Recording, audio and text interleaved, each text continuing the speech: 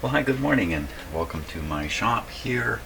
It's the 19th of May today, and what I hope to do with this radio is do all the voltage checks in it, just to make sure the proper voltages are on the tube, including maybe some grid voltages too, particularly on the output tube. So I've got the schematic on the screen there. I'll zoom in on parts as I'm working along. I got the meter showed up there also. And just to help you understand what you're looking at on the screen, if I just move the camera a bit, that should just break any strange illusions you have in your head about what you're looking at. Now, let's start. I haven't even turned the radio on today, so let's start with that. There we go. So the first thing I'm going to check is the B plus in the power supply. And the best place to get that will be, well, I'm going to start up on the filter capacitor up here, and we'll see what the B plus is. My meter's set to 150. I think I'm going to set it to 500 volts full scale. Okay, so the radio's operating. We can hear it. The volume even took it lower. Great. Okay. Let's start with the B plus. Now, is there anything, hold on, is there anything written in the schematic on this? So let's take a look here.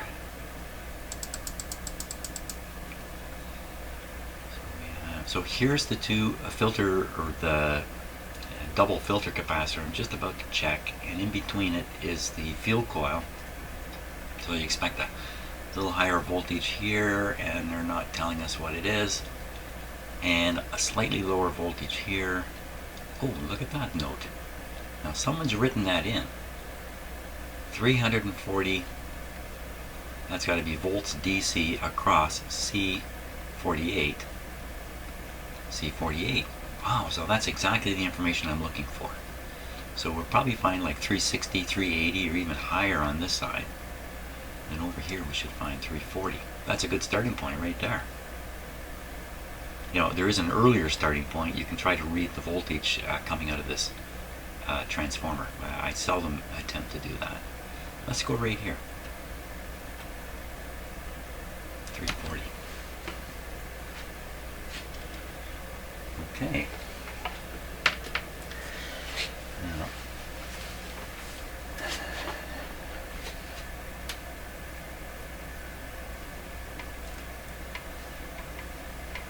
turns out it's awkward for me to see the meter from down here where I am.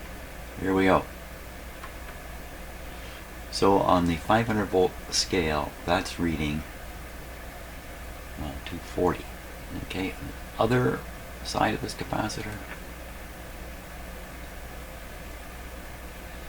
So, okay, so that says 340 on my meter. That's an interesting number. And the other side is much less, 250. Now that sounds low, doesn't it? I mean, isn't that, I was supposed to find 340 on the output side of this capacitor, not on the input. The 340, really? 340, let's look at that again. 340 across C48. Yeah, C48 is the output side. I wonder if you made a mistake there. That writing is not in the same writing as everything else. Everything else is written a little differently. It looks like he used a wide nib pen to write that stuff. So is there more notes like that? Let's just look over here. Not really. This one just appears to be whipped in there. Maybe they made a mistake. Maybe it's really 340 here. Now, does it say the output voltage here? Because this can help us too. And the answer is no. We don't know. Now, maybe there's a hint somewhere else on here. Like if we go up and look at the voltage on a plate, maybe they show it 220 and 205. Excellent. Okay, so we can look for those. Look, they're in the same writing. So someone's come along and written in these voltages after the fact. Here's another one. So is this what the guy got when he did his test? Maybe that's what happened. This is what he got when he did his test, and he made a mistake down here, and he wrote this across 48, should be 47. Well, let's go with that story. That story makes some sense. These voltages here are much closer to the 250 than they are to the... Like you would expect, basically, the output of this should be applied directly to the output, to the output tube here. Screen grid plate. Notice, interestingly enough, too, and I'm still not fully understanding this, I'm sure. Screen grid is shown at a higher voltage than the plate. And I thought that was rule number 2 on these tubes. They never do that. So, I'm not sure what to make of that. No resistor in here. I don't know. Anyway, the voltages are there. The voltage is here. 195 on the plate of the triode. That's pretty high, actually. And, did they write it any further? How about this one? 220. He didn't put the V, but then we know what he's talking about. 220. And here it is again. 220. With a V this time.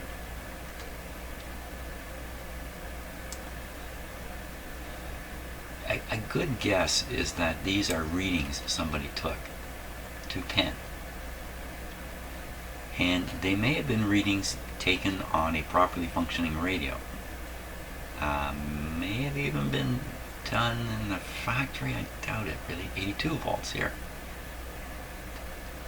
So I just let my eyes run all over this diagram here to spot stuff that might look. 82 volt, 82 with an arrow pointing down, but really that's a V. 82 on what? Screen grid, I would have to imagine. So here we see the plate's at 220 and the screen grid's at under 100. That's more normal. Not like that output tube.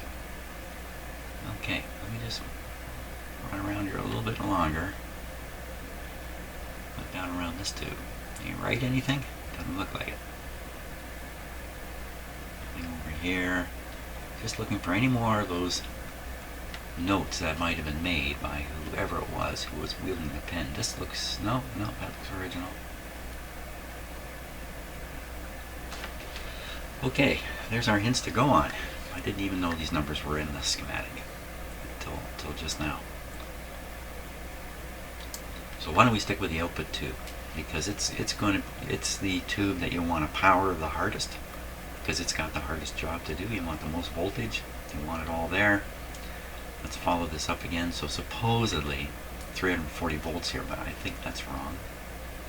Can we find a voltage written right on this wire? Yeah, 220. So I think this is wrong. Wrong. Boy, if somebody fools around with a radio to the point where they finally get 340 volts here, it's probably bad news for the radio. So let's go look for these ones. 6F6. What I'll do is I can zoom in so that this is much larger on the screen here. And that'll save me from myself getting confused about it. I think there's a grid voltage. Okay, so let's investigate the output tube voltages. Let's put it that way. Okay, where's the output tube? Where are you, output tube? Certainly looks to be up here. This guy.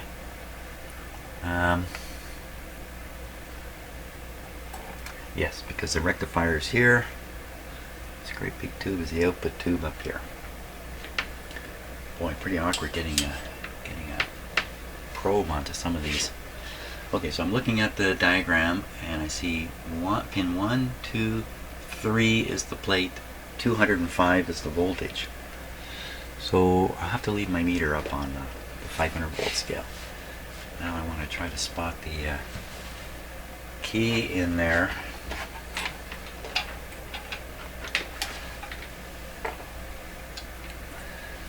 There it is.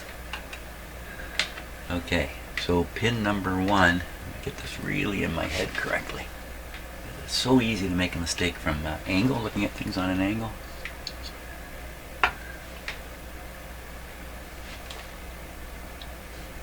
Well, am I seeing it right? Pin 1 and 2 are connected together. Is that right? Pin 1 and 2 are connected together? Why, they are. and they go to ground. Okay, so I got 1 and 2 sorted out. So 3 is going to be the plate. So there's 1, 2, 3 on this wire, which is in this knot, which is heading out on this cable, I think to the field coil, or coming back from the field coil. Here we go. Plate voltage. What do we read there? So that's 230 on my meter. How's the 0 these days? Not quite on 0. There we are. So that's going to be like, let's try it again. It's going to be like, let's try it again. Okay, here we are. Oop, oop, oop, oop. So now we read 220. And what is written there? 205. Okay, the next pin is the screen grid right after it. So let's go there.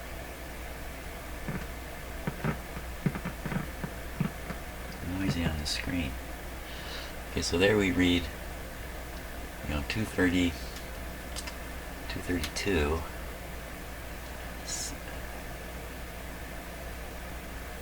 230 and 220. The 10 volt drop through the output transformer. Now that on the thing there it shows a 15 volt drop. Well, what I would say is, those are the results somebody else got with their radio, and these are the results I'm getting with my radio. And are they supposed to be exactly the same? Well, not if the numbers on the schematic are just from a radio. Then that radio is going to be characteristic of itself. Age of the tubes, parts, who knows? Who knows the history behind these numbers? They're fairly nicely written by somebody with a bit of a drafting background, using an awkward, flat nibbed pen, ink pen, I believe. Got to be done in the factory. So maybe what happened here was they produced this diagram, and then at the very end, after these things are on the production line and stuff like that, somebody does these tests and then added this information formally right from the manufacturer. So if I don't get 220 and 205, should I be sitting here sweating with sweaty palms over this situation? Can't imagine it. What's it suggesting? It's suggesting the drop in the primary of the output transformer is not nearly as much in my radio as it is in that radio. That would suggest a lower plate current. So let's investigate the bias. Now we can get at the bias here in this radio. If you look at the cathode is, what is going on there? So there's a cathode resistor there, a 390 ohm cathode resistor, R16, bypassed by 20 microfarad capacitor, 20. So the 20 is going to be part of this big triple. One of the things I'm wondering about is, why did I put this one in here? There's a little electrolytic down here. What's it doing down there? So when we get to this tube, we'll try to sort out why I installed an electrolytic capacitor down here. For now, the original one is doing all the work. So one of the 3 capacitors in the original metal can capacitor up here is going to be the bypass for this tube. And it's pretty easy to figure out which one it is, because you see a yellow wire, a different color, yellow, running right over to the tube. That's got to be the bypass. Should be able to read on the top of the bypass, and the reading is essentially the grid bias. Let's try that. So so this is C33 I'm talking about. Get at it right here. The meter moved up a little bit. Of course, I'm on the 500 volt scale, and we're looking for something like at most, I don't know, 10 volts, somewhere in that range. So I'm on the 15 volt scale now on the meter. What do we got on that capacitor? Okay, at the corner of my eye, 11. Okay, 11 volts. So that's a very good bias voltage. The output tube, I think it's a 6F6 output tube. I think that's what I saw at one point. See if I can just see it in the tube thing here. Careful, man. Just be absolutely sure. 6F6. Okay, we can assume that's what's actually in the radio tube. 6F6. Let's take a quick look at what a 6F6 expects for bias. B, C, D. Okay, don't do the alphabet out loud, chap. 6F6. Power pentode. Plate voltage, 375 maximum. So those are the maximums. Now, typical operation. Fixed bias, cathode bias.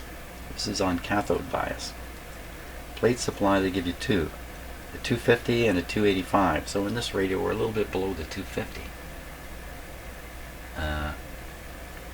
So we'll go down to 250 thing here. Grid 2 supply, 250, very same. Typical operation. Cathode bias resistor typically is 410, but in this radio it's 390. Oh, 390, I'm looking up there. 390, 410, not much difference there. Peak AF grid voltage, so the peak signal you would apply to the grid is 16 volts. So you need what do you need? 17 to be the grid voltage. Maximum signal, grid number 2, maximum signal. Don't understand that. Plate resistance, transconductance, load. Come on, whoop! Did I miss something? I must have missed something. So all they're going to give is the cathode resistor. They're not going to say anything more, other than peak signal, 16 volts. So if you have a cathode resistor of 410 and you're running it with a B plus of 250, you can probably get away with a voltage of this is peak, not peak to peak, a peak voltage of 16.5 volts on the grid. So to have a peak voltage of 16.5 volts, you'd need a grid bias of like 16.5 volts plus a little bit. And what did I see on there again? Not 16, 11. But that's okay. That's okay. So I would say nothing wrong here at all. Let's move. Let's just go back one tube and we'll go to the 6SQ7 now, and we'll run around with that. So it looks like 195 volts according to the chart, according to the schematic, on the plate, which is pin number 876, pin 6 of the 6SQ7. And now, because I don't want to get the wrong tube here, let me look at that tube diagram again.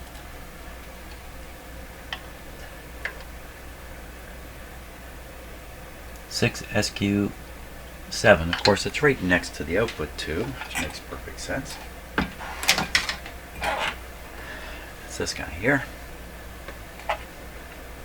Now, on that tube, again, we're looking at pin 6 to find the plate at 195. I better turn up my voltmeter. My voltmeter is set to 500 volts full scale again. And I said pin 6. Okay, I can see the key very easily. 876. Pin 6 has a whole pile of stuff hooked up to it. Oh my gosh, all kinds of stuff. Pin 6.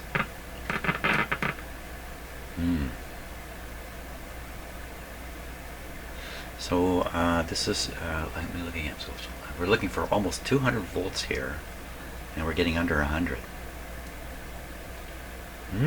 That's interesting.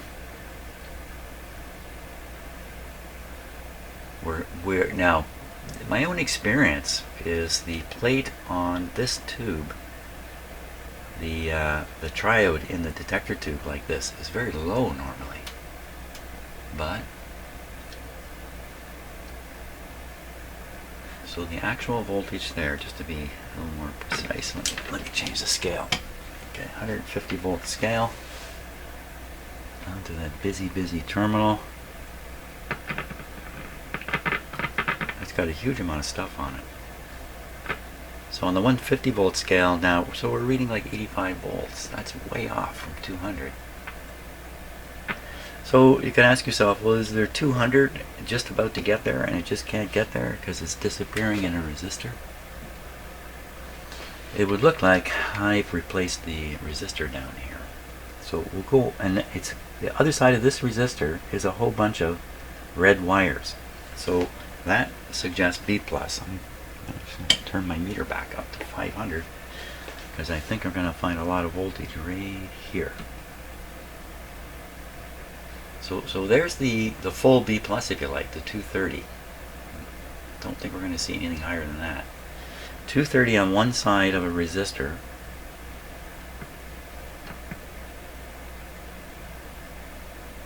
So the resistor we're looking at is not on the screen there. It's it must be off the screen. So on the other side of the same resistor, we're going all the way from 230. Oh, I bumped something there. 85. That doesn't sound right. Let's just check out a few things here. So if we follow this line, capacitor is blocking everywhere, but not down this way. Here comes the resistor. Well, it's a big resistor, 470K, and there's something pretty big in there. It looks like 47K, 470K to me is the resistor that's in there. So I have the correct resistor with the full voltage on the other side of it.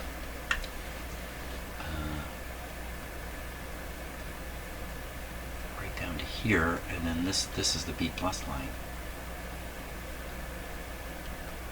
Well, it's the correct resistance.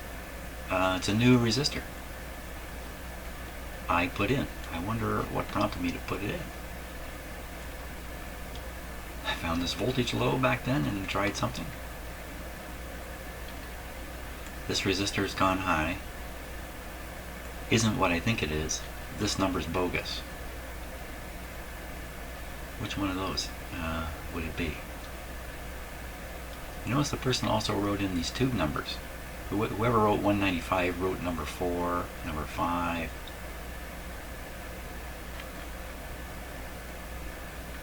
I'd like to find that person and talk to them. Well, let's look at what a typical plate voltage is for a 6SQ7. Yeah, that's a good idea. Let's see what that tells us. 6SQ7. 6.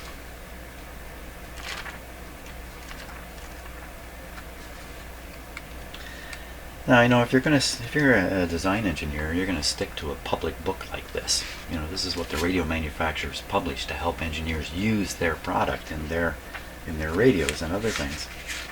And if you're gonna follow this book exactly, then you're gonna produce a radio that anybody else could produce. So you gotta think that there's clever engineers out there looking at what's written in the standard book and trying to push things and just try to discover a little trick they can play in their radio to make it cheaper, work better, or use a technique that other engineers haven't discovered yet and isn't made public in the book here. You got to think there's little things like that going on that these clever engineers were trying to whip into their designs to maybe convince the powers above them in the company they work for that they've really done something good here. Yeah. Depends if those companies are run by engineers at the top or run by financial people at the top. The interesting dynamics is this industry must have been very high pressure. Really, it must have just, if you stand still, the next guy's going to win the race for sure. So it must have been crazy back. Actually, I'm thinking earlier than this radio, because this is a post-war radio, I think. Okay, after the war, I think everybody calmed down and tried to relax. I think that's what happened. Who knows? Hey, we're fighting a big war now. Okay, getting back to what I'm doing. See, if you weren't here watching this video, I wouldn't get so distracted. Blame it upon you, the viewer. Nothing special there. Here we are. Okay, I finally got my head in gear. We don't want maximum ratings. We want typical ratings. Typical ratings.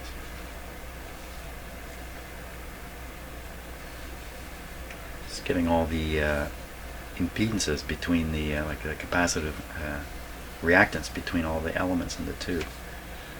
Plate voltage 300 max.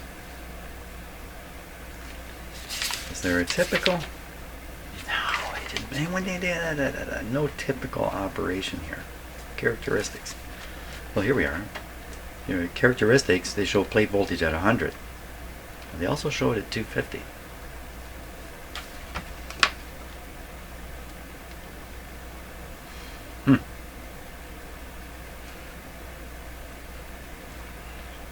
I'm quickly reading through everything here. Just very average plate characteristics, triode plate volts. But what if you do operate it at such a low voltage? Here's a chart with plate volts, plate milliamps going up. So here they're showing it right down to, well, we're operating right down in here. So what that means is any grid voltage, grid bias that gets much above half a volt is probably going to not be good. Let's see. So what they've done here is they've got these different curves based on different grid voltages. So you're on the grid. We haven't measured that yet. You're on the grid at minus 0.5, and if you've got the plate at 75 or so, you're operating right here. Gives you a plate milliamps of 0.6 milliamps. Strikes me you'd just rather be up a little further in the curve here, up a little further than right down here. So I think what that really says is by operating the tube with a low plate voltage, you're restricting the range of input voltage you can put on the signal grid. And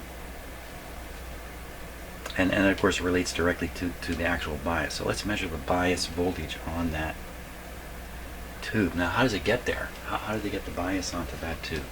So let's see. The grid, this is it right here, is here. So you have a great big giganto 10 meg resistor here, and then a blocking capacitor. So this looks like the kind of thing, like a self-biasing grid arrangement here.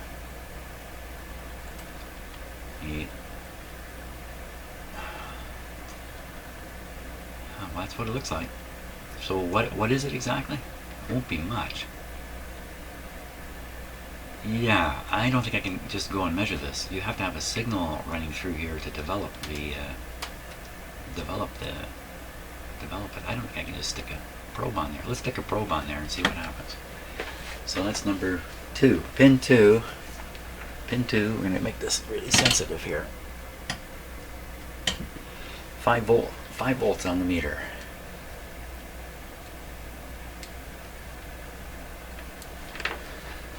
Volts on the meter, and the grid, what did I say it was? 2.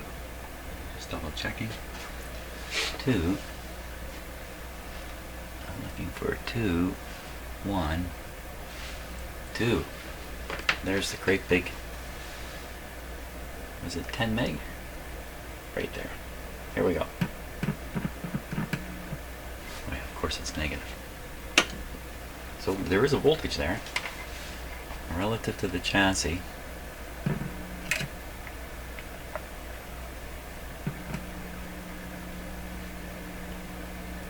On the 5 volt scale, that comes out to be a little over half a volt. That all sounds great. And there's that white capacitor that I was a little bit worried about, that I probably shouldn't be worried about. So that capacitor is conveying the audio. It's blocking the AVC voltage.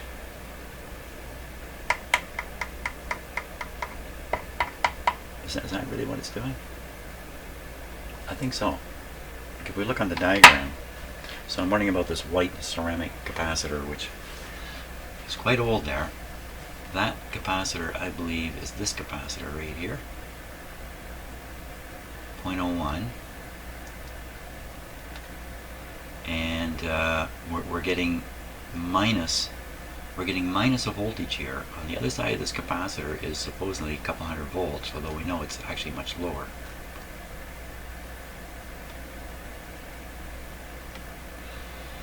Okay.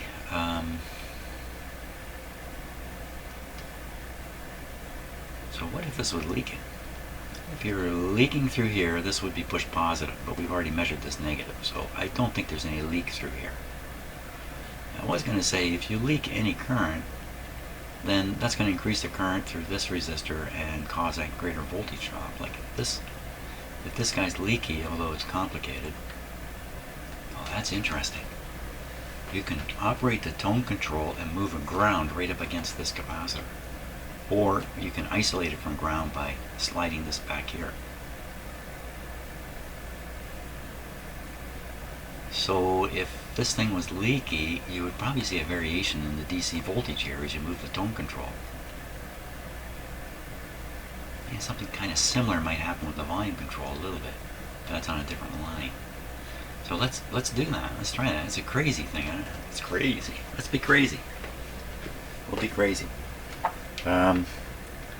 So to do that, I want to be on the. I kind of looked away from the diagram. I want to be here.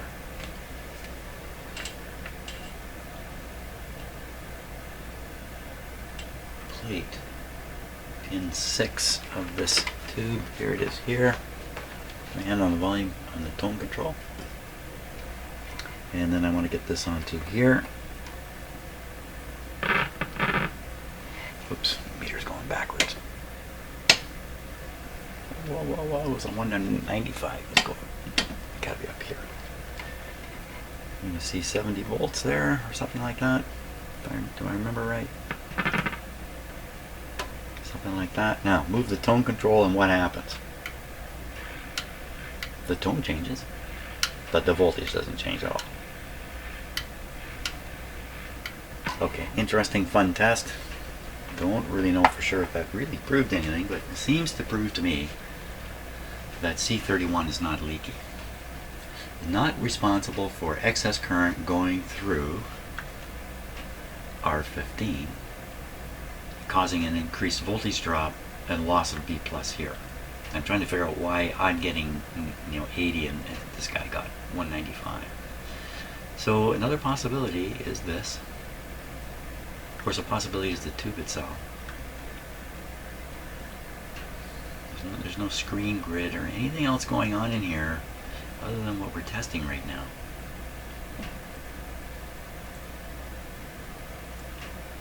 So we could do something else. You could say, well, okay, this is supposed to run with half a milliamp. What voltage drop do you get when you run half a milliamp through a 500,000 ohm resistor? Oh boy, okay, can we do it in the head? I squared R. I squared. Half a milliamp. Oh my gosh, that's 0.00. No, you know what? I'm not going to do this in my head. I'm going to end up with too many zeros. There's already too many zeros in my head. Okay, we won't try that. What we'll do is we will register this as an interesting observation. In many cases, I find the plate voltage low on these tubes anyway. And I've actually found this kind of voltage that I'm finding in this radio. I found it in other radios. And everything seems to be working fine. You know, we can scope this eventually. We can stick, we can look at the signal for clipping or any kind of thing like that. I haven't heard anything that suggests distortion in the radio of any substantial amount. So we'll register it. Apparently low B plus on the plate of the detector tube. Let's see if I can remember that. Otherwise, I think everything seems fine here. We already know the AVC voltage generated by the two diodes, which you can hardly see in here, is okay because we were measuring it earlier doing alignment stuff. So, okay, next tube back. Next tube back. 6 SK7 220 on the plate. Plate is pin 8. There's a screen in here. Here it is here. No. This tube's upside down.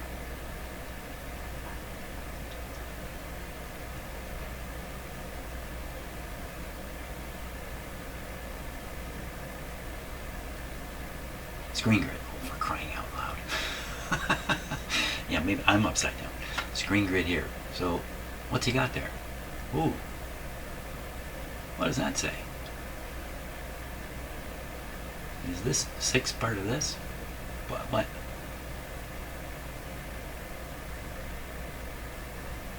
I think he's written 0.2 volts on this line here.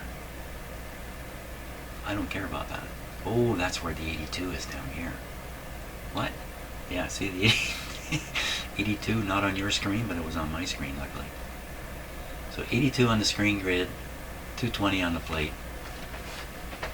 Heater in between, pin 8 for the plate on the IF amplifier tube. IF amplifier tube. Now there's two 6 SK7s in here.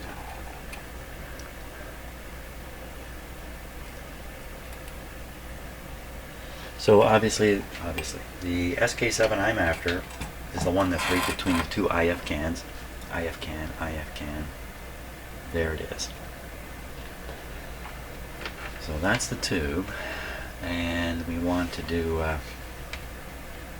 this clip lead. And by the way, this one is the one that's maintaining the audio because I don't have the push buttons plugged in. And this other clip lead is just bringing out the AVC and doing nothing with it. It's just sitting there. Okay? Just in case you're wondering what those green wires are. So basically doing nothing right now. Now, did I forget which tube? No. Even though I distracted myself? Fantastic, Jim. Okay. And the pin we're after, making sure I'm looking at the right tube here. 8 and 6, 220 and who knows. 220 on the plate on 8. Here's 8. Where's my meter set? Oop, 150. Okay, meter on 500. Plate on 8.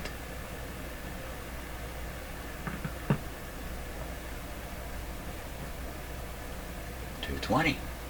Right on the money. Okay, now we'll go over screen grid. It's got this huge resistor on it here. Screen grid.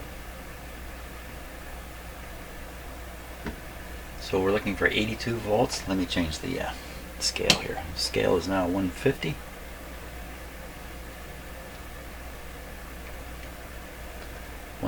We're coming up to 78.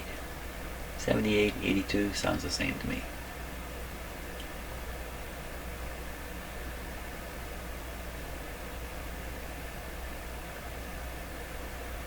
Okay. Got myself confused there for a second. Silent confusion. I did not share my confusion that time. Okay, that's good. Next tube. Next tube along the way is so after the IF we get to the infamous detector, first detector. So in old radios they call the mixer tube often the first detector. 82, screen grid, plate 220. That's it. Plate is on 1, 2, 3. And 6SA7, I want to make sure I know where that is. I don't make a mistake. 6SA7. Of course, it's the next one along. It's this one here. 6SA7. Just a bit more light on the topic. 6SA7. Plate is 3. Plate is 3. Okay, 1, 2, 3. This will be the plate. Like a wire once insulated, all the insulation is cracked off of it. And there's a bare wire running through the radio there where there should not be a bare wire. But it's okay. I can see it's okay. Oh, whoops. What am I expecting there? Was it 220? On the plate, 220. That was a 150 scale there that the meter went over. Plate, right here.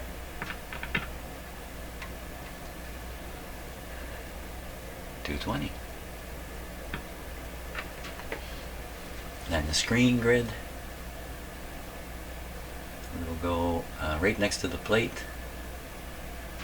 82. 82. Okay, let me change the meter. Meter's on the 150 volt scale now. And what do you get? You get the 78 again, which sounds like the 82 to me. That's good. Okay, another tube back. The next tube is the oh so important front end RF tube. So this is the tube that separates, excuse the phrase, the men from the boys. When you have this tube in your radio, you have an extra front end RF amplifier. You should have a better radio than one where the antenna is straight to the mixer tube here. So this is another 6SK7. This is the other. It says 210, 210, and then 82. 210 and 82. And the other same tube, 6SK7, says 220, 82.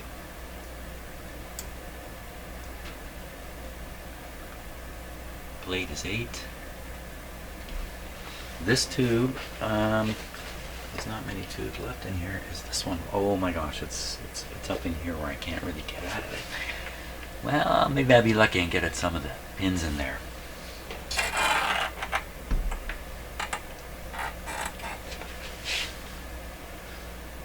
And they have this interference blocking or shield plate between this coil and this coil.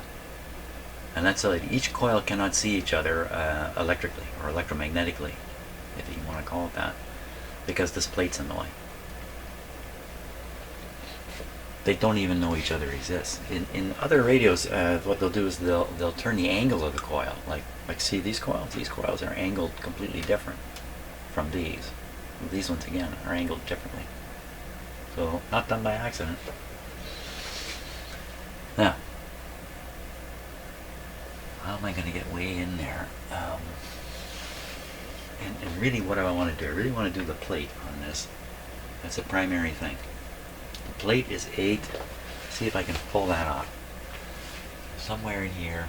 You know what? I could put a tube extender on the tube and do this if I have to.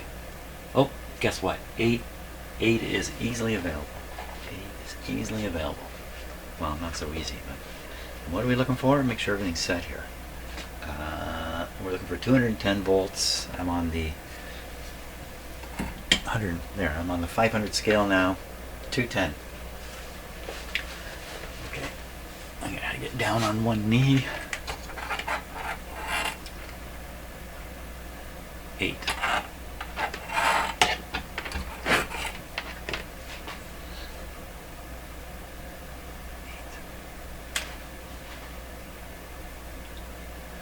Feel my foot on the bare floor behind here. There we go.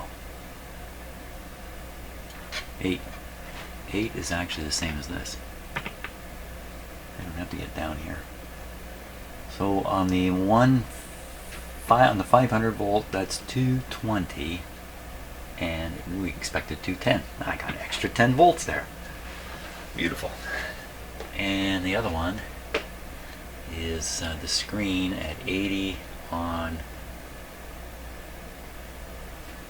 6. So if I can get it 8, 7, 6 on a yellow wire. 6 on a yellow wire comes all the way down to here.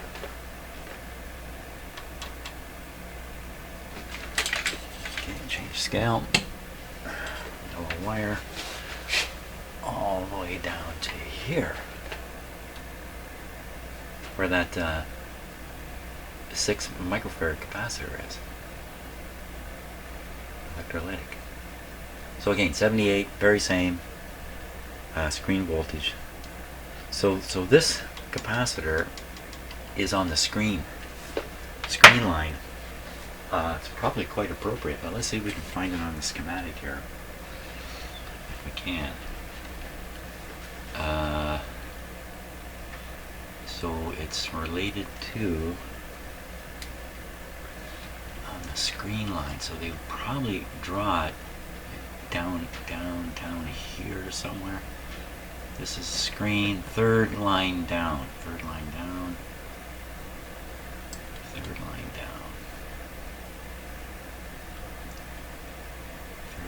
Third line down kind of comes to an end in here. So could be anywhere up here.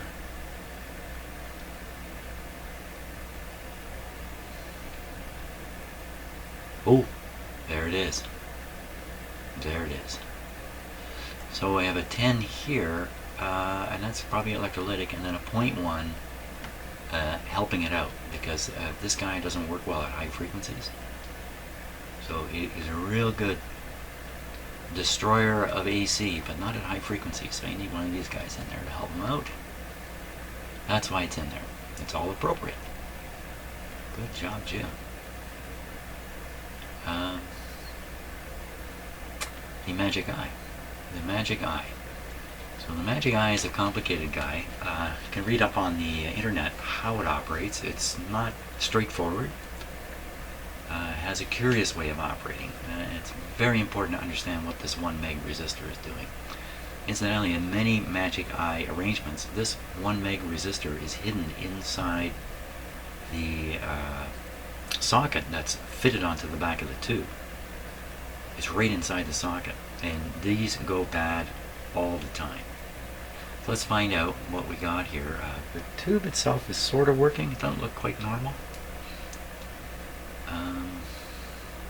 So I'm going to plate voltage here. You know, it's not worth doing because it's through this big resistor. It's not worth doing because why?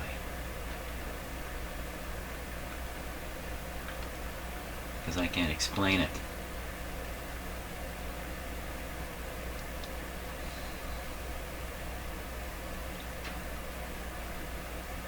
Well, let's read the voltages on the tube anyway, and we'll start from there. Oh, magic eye, where is it? Oh, it's back in. Yeah, we may not be doing that because it's very tricky to get a hold of the pins in a magic eye. It's coming through here, I think. And these are all the magic eye connections. Is that right? That's got to be right. Yeah, wait a minute.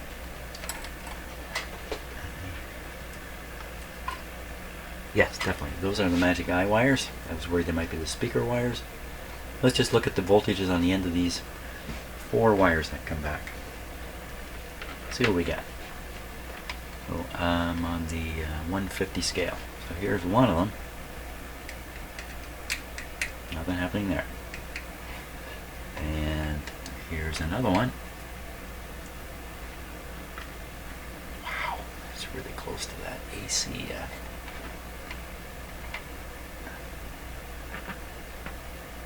Whoop, there's a little much there.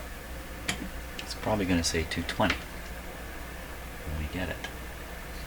Okay, carefully.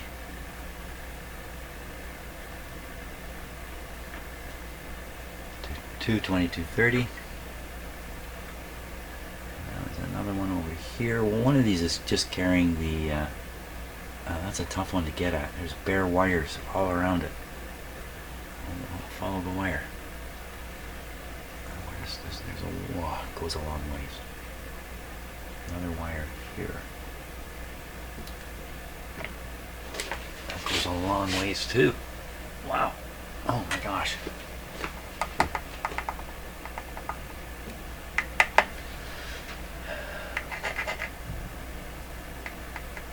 Well, what do we got? We've got one very high voltage wire going there, going to the tube. That's got to be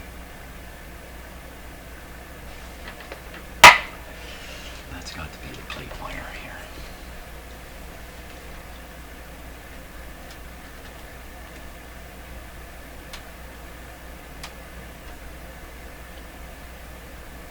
Is this drawn correctly? Yeah, it must be drawn correctly. Strikes me this should be the plate on this side of the resistor, and on this side of the resistor is the side plate. I'm probably misinterpreting this completely. So this is a dual, this tube's quite interesting actually. You should read up on it. I should too, read up on it again. But it has a triode to amplify the signal, and then the effect of the triode changes the potential on an electrode. The more signal, less potential on the electrode, or more potential on the electrode, and it's caused by the drop in this resistor. Something like that's going on.